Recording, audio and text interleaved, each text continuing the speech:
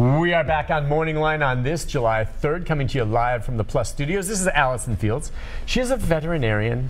She is here representing all veterinarians in the area. The Nashville Association of Veterinary Medicine. Yes. How many members? I don't know. I should know that. I don't know. Did you say national or Nashville? Nashville. Yeah, because nationally there's millions. That would be the AVMA. Yeah, the AVMA. Yeah. But anyway, it's good to have her on, and we can take your calls or questions. If you want about vets, rather about vets or your pets, obviously, with 4th of July. We've got, oh yeah, you never know what Brian's going to shoot our way, but we're going to take his call anyway. Let's do it. Because we dig him. We dig this guy. Brian's a cool cat. Brian, shoot from the hip, big guy. My cat, Buddy. Let's see if Buddy will say hi. Okay. Hi, Buddy. Is that Good boy. Did you hear him? I did not hear Buddy. Is he purring? So hold on. Will he meow? Okay, Buddy. Say hi. There we go. Good morning, Buddy. Hey, Buddy. Boy, good Buddy. Uh-oh. I pulled his ear. He doesn't don't like that. do that. Yeah, don't I think do you're that. making Buddy mad. Yeah, he's about, I thought he was 100% chartreuse, but chartreuse don't tend to have green eyes, so he's part Russian blue. He's big boys. That's pretty cat. Yeah, 14 pounds, 13.8. He just lost a couple ounces, but he got in trouble again when he got out, and I had to take him to vet again, another $300. Got into a fight. I don't know if it was the female next door, or this time the vet said it was Dr. Casey Darmon. He has his own line of pet food, Pet Cow. Dr. Dameron, yeah. Dr. Dameron was my big brother in vet school. Huh. Yeah. And anyway, he's the best. He's the best vet all around, everywhere. But anyway, he had to operate him on again. He had one of those abscesses. Yeah. And it happened really quick, like 24 hours. It happened on the Sunday. He wasn't open. So it happened on a Saturday, and then Sunday, the next day, I noticed it was already blowing up. And I brought him Monday morning. I said, is that possible for this to blow up like that? Get infected one day? He said, yeah. He said, it might have been a groundhog or a squirrel. And then I said, yeah, well, I've got a big groundhog in the backyard. He gets loose. He may have been back there sniffing around. But anyway, I've got him on Revolution, the flea treatment, the flea and tick and stuff. And I keep him inside because some cats, there's another cat next door, Max, and she's a beautiful, long, white, sort of a Persian. She's really uppity and she's bad, and she bites him a lot. And I caught him wrestling around the ground together, but she never seems to get hurt. She's out all the time.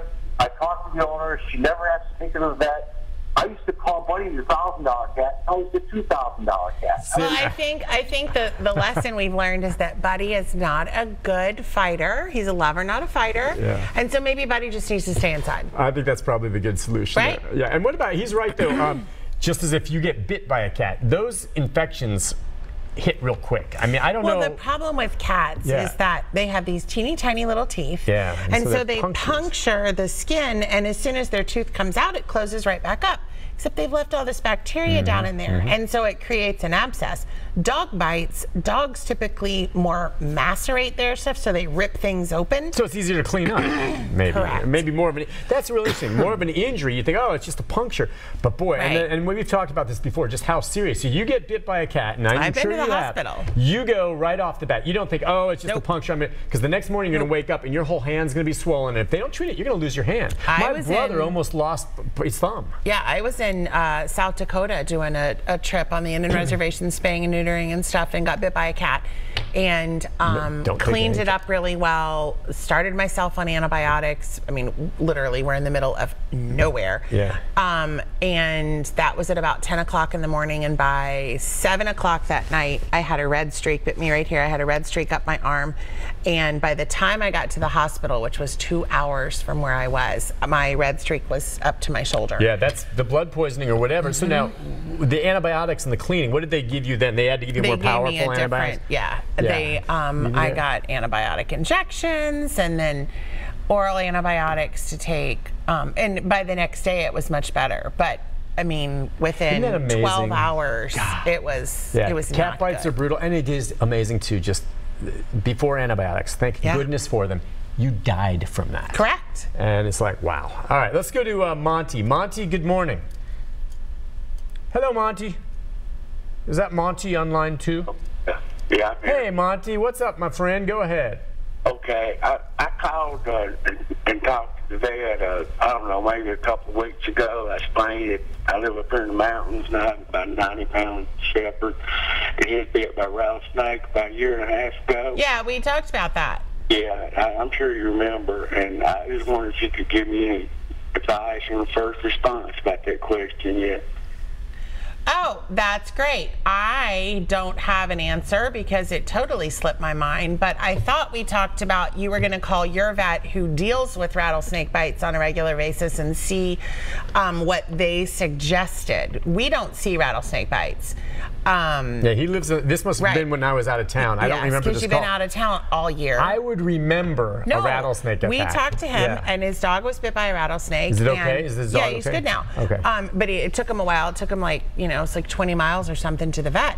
But he was asking what the best first response was, and I said I don't see those, so I don't have an answer for that. But calling your vet who does see these on a regular basis and finding out what the best options would be. Meaning more what he could have done in the instant right after it happened. And he wasn't saying to treat it himself. He was just saying, what should I do? Because it takes me so long to get to the vet. What should I be doing as we're going? But would it be the same as with a human? Like if you were bitten, I would cut an X and I would suck the venom out of your arm. I don't think you're supposed to do that anymore. I don't think you ever were supposed to. Right. But I saw it in a movie. Right. And then you're supposed to pee on it. Probably. Yeah. Is that none of that works? No. Don't do it. That's jellyfish. Yeah.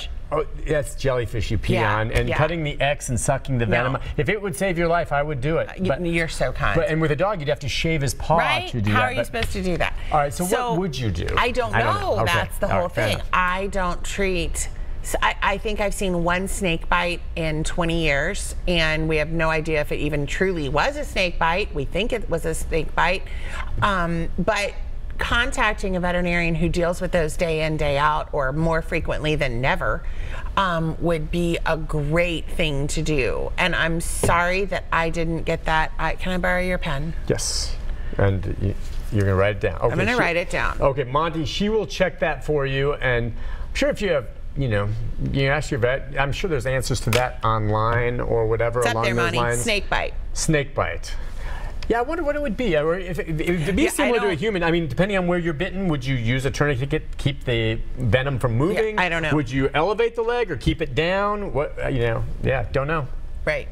All right, well, next time Monty will call on, you'll have answers. I know, I'm sorry, Monty. I totally let you down. Call your vet. I'll see what I can find, and then we'll compare notes. Dig it. All right, let's go to Christy. Hi, Christy. Hi, Nick. Hi, Ralph. How are y'all doing this morning? Good. How are Good you? morning. Hi, yes, I've got a question. A while ago, y'all was talking about the thunder shirts for the dogs for when it's storming and the fireworks and everything. Well, I have like a 5-year-old cat who's real scared of thunderstorms and fireworks. What can I do for that one? You can put a thunder shirt on them, although I don't know if they make them specifically for cats. They might. You can go look them up online. They have their own website. Or if you just use a small dog. Cats are kind of funny in the fact that if you put anything on a cat, they just kind of go clink and they fall over and they don't move. He does. He tried that before and he just falls out. Yeah. So you might want to talk to your veterinarian, but a lot of times with cats, if you can just find them a nice little cozy hidey hole that they can get into and just leave them be, they usually do okay. They typically aren't strong enough to hurt themselves like dogs are, going through windows and things like that. Okay. Well, I really appreciate your help then. Have a great day. Hey, thank you so much. Have a safe and hopefully more quiet 4th of July for your cats. Listen, let's take a break. When we come back, more folks on hold. Mike and others, stay there. We'll get to your phone calls. Any questions about your pets and the like? Coming up for Allison Fields right after this. Stay with us.